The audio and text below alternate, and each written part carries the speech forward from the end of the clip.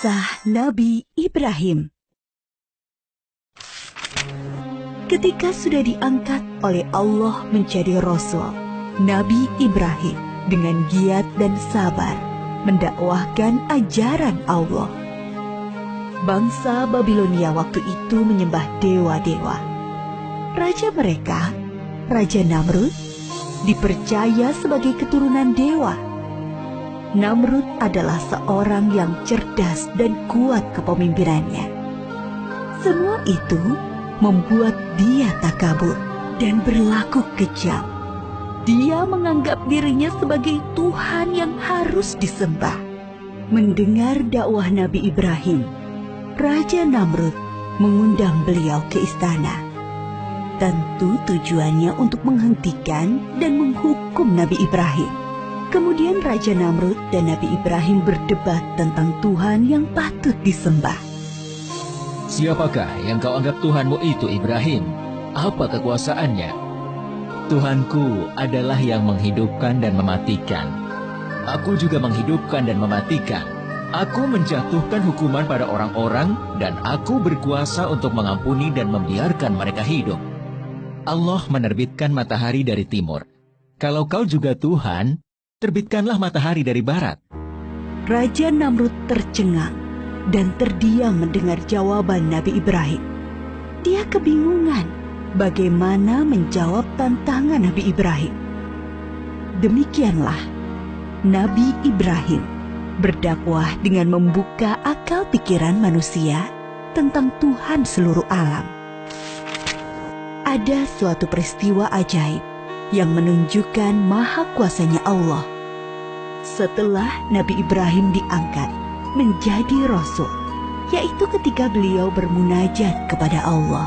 Ya Rabbi, perlihatkanlah pada hamba bagaimana engkau menghidupkan yang mati. Allah Subhanahu wa Ta'ala berfirman, belum percayakah engkau pada kekuasaanku? Hamba percaya, tapi hamba ingin hati hamba yakin. Kemudian Allah Subhanahu wa Ta'ala berfirman, ambillah 4 ekor burung, lalu potong-potonglah mereka, lalu lemparkan di atas tiap satu bukit, satu bagian. Kemudian panggillah mereka, pasti mereka akan datang kepadamu dengan segera. Nabi Ibrahim melakukan yang diperintahkan Allah, maka keimanannya bertambah mantap. Kepada bapaknya, Nabi Ibrahim tidak putus asa mengajak meninggalkan penyembahan berhala. Wahai ayahku, mengapa ayah menyembah sesuatu yang tidak bisa mendengar dan melihat, serta tidak dapat berbuat apa-apa untuk menolongmu? Sesungguhnya Allah memberi aku ilmu. Ikutilah aku, wahai ayahku. Jangan ikuti setan. Aku takut engkau akan ditimpa azab. Bencikah kau pada Tuhan-Tuhanku Ibrahim? Diam. Kalau tidak, kau akan aku rajam. Pergilah, tinggalkan aku. Selamat berpisah, ayah. Semoga keselamatan dilimpahkan kepadamu. Aku akan memohonkan ampunan dan hidayah untukmu. Nabi Ibrahim terus memohonkan ampunan Allah untuk Azar. Sampai kemudian jelas baginya bahwa Azar tidak mau beriman dan terus memusuhi Allah. Allah melarang memohonkan ampunan bagi orang-orang kafir. Setelah terbukti tidak ada yang beriman di antara kaumnya selain Lut, keponakan beliau dan sanak sepupu beliau yang menjadi istri beliau, Nabi Ibrahim hijrah meninggalkan kampung halamannya di Irak. Atas perintah Allah, beliau menuju Palestina atau Syam bersama istri dan keluarga Lut. Di Palestina, Nabi Ibrahim terus berdakwah kepada penduduk setempat. Sambutan penduduk Palestina terhadap dakwah beliau kurang bagus. Akhirnya muncul paceklik dan wabah penyakit di sana. Atas perintah Allah, Nabi Ibrahim dan Nabi Lut berpisah. Nabi Lut dan keluarganya menuju Sadum di Syam. Sedangkan Nabi Ibrahim bersama dengan Bunda Sarah menuju Mesir. Saat itu, Mesir diperintah oleh sang raja yang zalim, yang menyukai wanita-wanita cantik untuk dijadikan selir-selirnya. Tidak peduli wanita itu bersuami atau tidak. Bila wanita itu bersuami, maka suaminya akan dibunuh.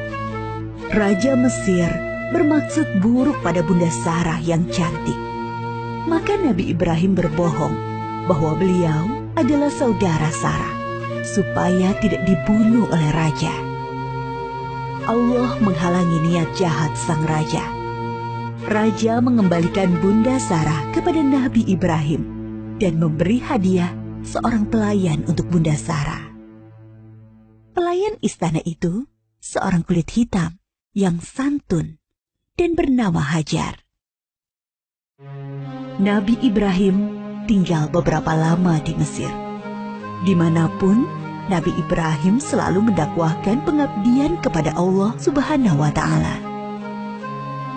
Tetapi bumi Mesir ternyata juga bukan tempat yang baik untuk perkembangan dakwah. Maka Allah memerintahkan untuk hijrah kembali ke Palestina.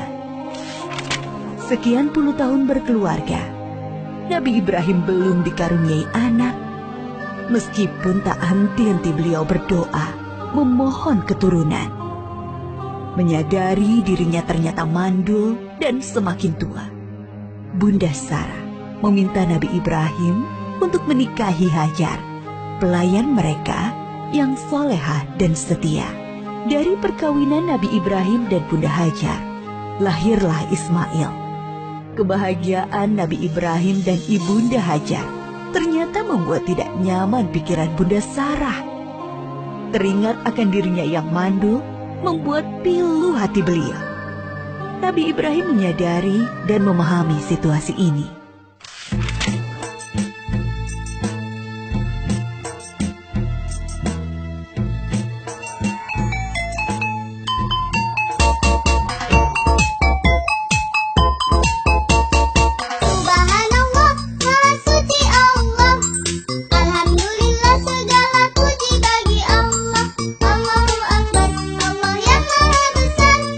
La ilaha illallah Muhammadur Rasulullah.